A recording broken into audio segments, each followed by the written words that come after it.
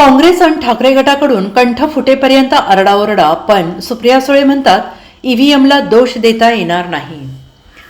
विधानसभा निवडणुकीत महाविकास आघाडीचा दारुण पराभव झाल्यानंतर काँग्रेस आणि ठाकरे गटाकडून जवळपास प्रत्येक दिवशी ईव्हीएम यंत्रातील फेरफाराचा मुद्द्यावरून आगपाखड केली जात आहे. मात्र हे दोन्ही पक्ष ईव्हीएमच्या मुद्द्यावरून कंठशोष करत असताना खासदार सुप्रिया सुळे यांनी आपल्या मित्रपक्षांच्या धोरणाला छेद देणारी भूमिका घेतली आहे.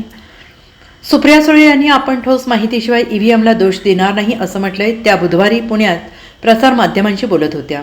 ईव्हीएम यंत्रात फेरफार झाल्याचे ठोस पुरावे हाती असल्याशिवाय याबाबत मी दोषारोप करणे योग्य ठरणार नाही. मी याच ईव्हीएम यंत्रावर 4 निवडणुका जिंकल्या आहेत असं सुप्रिया सुळे यांनी म्हटलंय.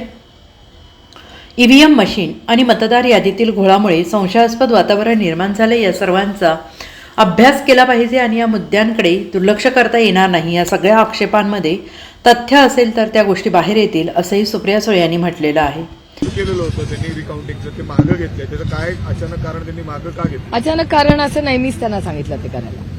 कारण का मला असं वाटत होतं की बाकीच्यांनी बऱ्याच जणांनी केलेलं आहे आणि बारामतीमध्ये माझी इच्छा होती की योगेंद्र पवारांना मी सांगितलं की तुम्ही करू नका, आणि बाकीच्या ठिकाणी आम्ही बघतोय ज्या ठिकाणी खूप ग्रे वाटतं त्यामुळे बारामतीत तो माझा मी त्यांना विनंती केली होती.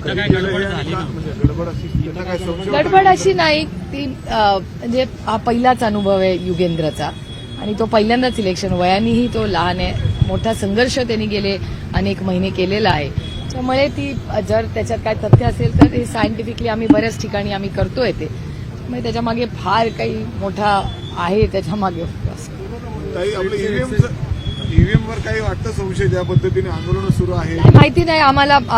काल योगागाने काल ओडिसामधून काही माहिती आलेली आहे. बिजू जनता दलचे अमर पटनाईक जे आहेत खासदार होते, अमर पटनाईकांनी मला पत्र लिहिलेलं आहे जे आजच माझ्याकडे पोहोचलेलं आहे. त्याच्यात बराच डेटा आणि काही ऑब्जेक्शन्स ओडिसामध्ये बिजू जनता दल पक्षाने घेतलेले आहेत आणि रोज वारंवार अनेक वेळा म्हणजे सचिन दोडकेही इथे उपस्थित आहेत, त्यांच्याकडेही काही डेटा आलेला आहे.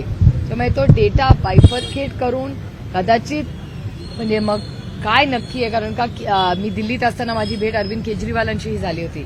अरविंदजींचं असं मत होतं जे त्यांनी मीडियासमोरही केलं की नावं जी शिफ्ट झाली म्हणजे त्याच्यामध्ये डिस्पॅरिटी आहे. म्हणजे जी वोटर्स लिस्ट आहे, म्हणजे लोकसभेला जी वोटर्स लिस्ट होती आणि विधानसभेला जी आहे त्याच्यात खूपसं अडिशन आणि डिलिशन, आणि ती लोकही अरविंदजींनी उभी केली होती मीडियाच्या समोर.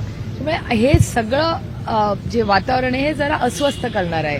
आता तो टेक्नॉलॉजिकल काही इश्यू आहे का, वोटर्स लिस्टमध्ये काही आहे, हा सगळा प्रश्न चर्चेशिवाय होणार नाही. आणि मला असं वाटतं की हे टेक्निकली जोपर्यंत आपल्या हातात काही येत नाही ठोस, त्यामुळे आरोप करण्यामध्ये काही म्हणजे मला त्याच्यात हातात काही असल्याशिवाय उगाच आरोप करणं हे मला योग्य वाटत नाही. कारण मी स्वतः 4 वेळा त्याच ईव्हीएमवरनं निवडून आलेले.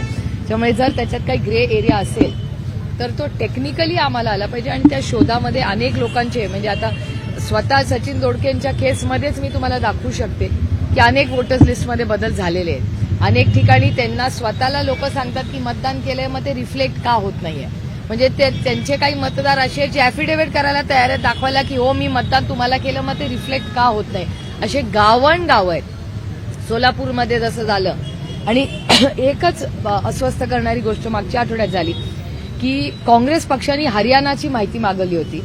ती केस काँग्रेस पक्ष जिंकले आणि त्यांना आणखीन माहिती मिळावी याच्यासाठी ती जी ऑर्डर मिळाली, त्याच्यानंतर इलेक्शन कमिशनकडून एक फॉर्म आला आणि त्याच्यातून एक फॉर्ममध्ये असा निर्णय घेतलेला आहे की आता ही डिटेल माहिती मिळणार नाही, असं तुमच्याच सगळ्यांच्या चॅनल आणि वर्तमानपत्रात आलेली बातमी आहे. त्यामुळे त्या सगळ्याचा आम्ही अभ्यासही करतोय. यांच्याकडेही काही लोक रविवारी 28 तारखेला आहे ना तुम्ही 28 का 29ला काही नवीन लोक त्यांना भेटायला येणार आहेत, हेही त्याचा शोध घेत आहेत. बघूया काय होतं.